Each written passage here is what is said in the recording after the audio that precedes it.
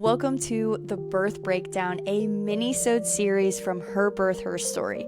These short episodes are here to open conversations around pregnancy, birth, and postpartum. Things I believe that every woman deserves to look into, to question, and just to feel empowered by. This isn't about telling you what to do, what's right, or what's wrong. It's about giving you space to think, to learn, and to ask questions, to just trust yourself a little bit more as you prepare for your birth.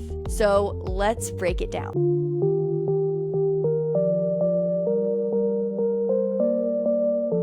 On today's birth breakdown, we're going to be stepping into another little controversial topic, and it shouldn't be, but we are going to step into it. And on today's episode, though, I do want to say I am just a huge informed consent person, to where I don't want to just follow the masses and just follow what everybody else is doing just because they say, well, this is what everybody's doing. I want to know why it needs to be done, and I need to really outweigh risks and rewards in all of it to make sure that it fits me and my family, the way that we live our lifestyle. I just view every single person as a bio individual, to where everybody's needs and health status are all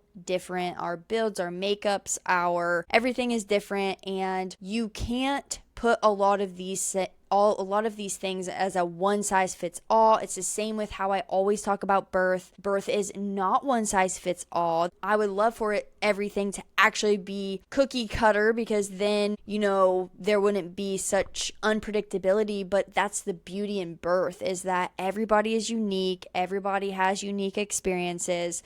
And that's exactly how I feel about every single decision that you decide in pregnancy, birth, postpartum, with your babies, as a mother. No matter what that is, you deserve to know the risks and the benefits. So I needed to preface that, just because when you look at risks and benefits of all of these things, there are people who are passionate about each side. I'm coming to you as a neutral option of just laying it out of what it might look like. So we are jumping into the handful of things that are routinely offered or sometimes done to your newborns in those first hours and days of life. And so if you've ever thought, wait, what is going on? I didn't know all of these things. I would be answering all of these questions after I literally just pushed my baby out. Yeah, you're not alone. So today we're going to walk through some of that together, what these interventions are, what they're there for, and the different perspectives that surround them. And just remember, this is a judgment-free zone. I'm not here to tell you what to choose. I just want to help you feel informed enough to decide intentionally. So first up, we're starting right with one of the most controversial things, and that is the vitamin K shot. So shortly after birth, most babies are offered this injection, and yes, it is a shot. So vitamin K is what helps the blood clot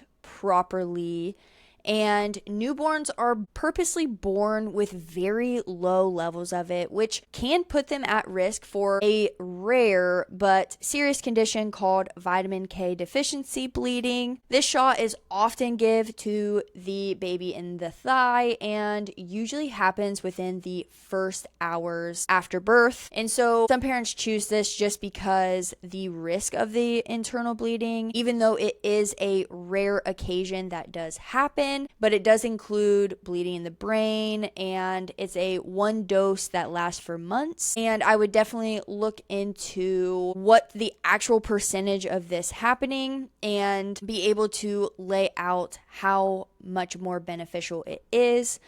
A lot of times too, people always talk about how this is when you dabble into just why people decide to circumcise on the 8th day, a lot of people say that it's just a religious thing.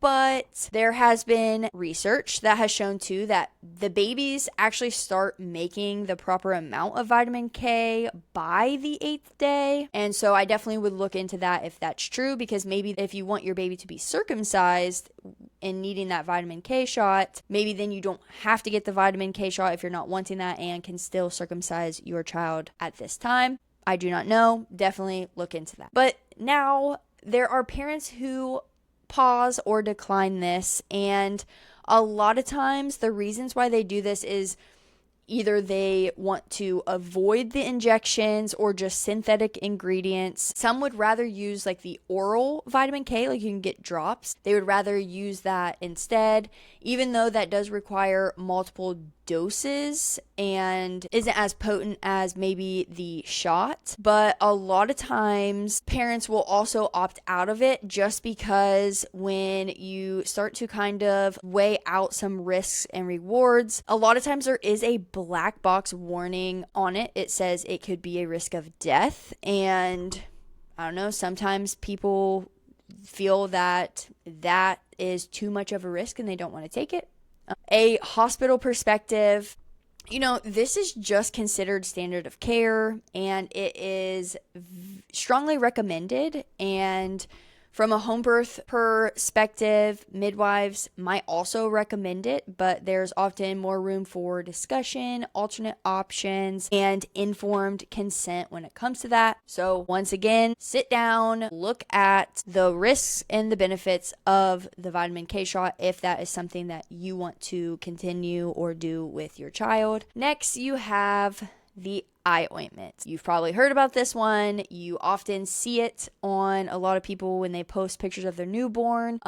It is an antibiotic ointment that is placed on your baby's eyes very shortly after birth. It's meant to prevent serious eye infections that can be caused by bacteria like gonorrhea or chlamydia that can be passed during birth. Some parents choose it just because they feel that it protects them against infections that could potentially cause blindness. Some parents decline it just because they feel like it's an unnecessary thing. If the mom has been tested and is negative for those infections, they feel that there's no need for them to be doing that. It's just another intervention that is not necessary. From a hospital perspective, once again, this is often just routine, and in some locations, they make it required. And from a home birth perspective, you can always ask about it and what they feel about it and go from there. Next is the hepatitis B vaccine. This is normally the first one that they get within the first 24 hours, and it's supposed to protect against the hepatitis B, like a virus against the liver, and that can come chronic. People choose it because it is part of routine. They want early protection just in case there's an unknown exposure, and it's kind of just the start of the standard childhood vaccine schedule. Some parents might delay or decline it just because they don't feel like their newborn baby is at an immediate risk, and they prefer to wait and space them out. Obviously, in a hospital, they strongly recommend this before discharging, and home birth perspective, they often delay, and a lot of times midwives do not even offer this because obviously you talk with your pediatric provider about that. And then your baby will go through a newborn screening, the heel prick test.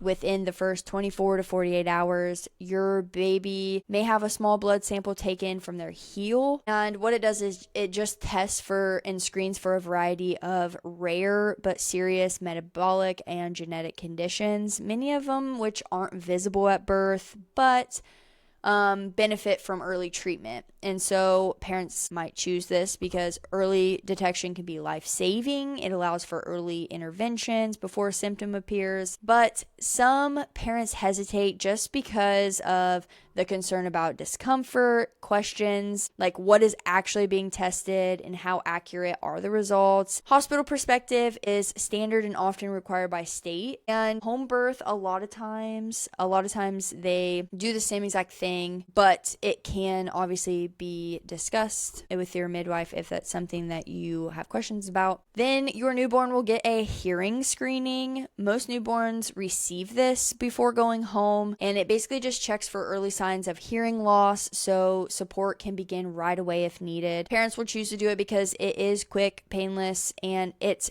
really non-invasive, but they really feel that early detection kind of supports that speech development. Also, some people delay or just do it later, or they desire just to not have a stimulated immediate postpartum period. From a home birth perspective, a lot of times some midwives can maybe offer that, but a lot of times you have to go to a third-party place to get that tested if that's something that you want to do. This one is a simple test. They're obviously just making sure that they're doing like a heart screening just to make sure that everything's working how it needs to. This test uses a small sensor that they place either on the baby's hand or foot, and it just screens for critical heart defects by measuring the baby's oxygen levels. This is completely non-invasive and can detect any serious conditions that maybe might not be obvious right away. And obviously, they're going to weigh your baby, measure your baby. They may even offer a bath. And just know that you can decline that as well, or ask to delay it, or make sure that you're the one that is bathing your baby. There's a lot that can happen in a short window of time, especially after you just went through the whole labor and birth process, and sometimes it can feel like things are just happening to your baby without you fully understanding them. But here's the truth: you're allowed to ask questions. You are allowed to slow things down. You're allowed to give or withhold consent, no matter what that might be.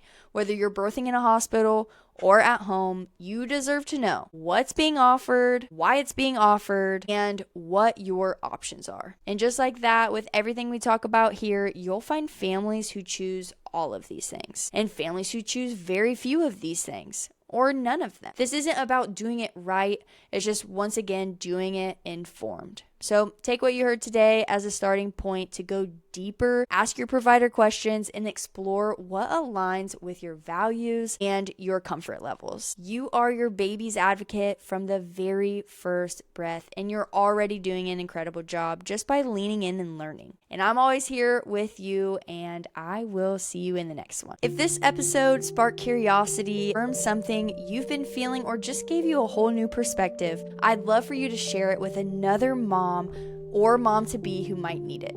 Make sure you're following Her Birth, Her Story, and if you feel called, leaving a review is one of the best ways to support this space. And it just helps these conversations to reach more women. Until next time, remember, this is your body, your baby, and your birth. We are reclaiming birth one story at a time.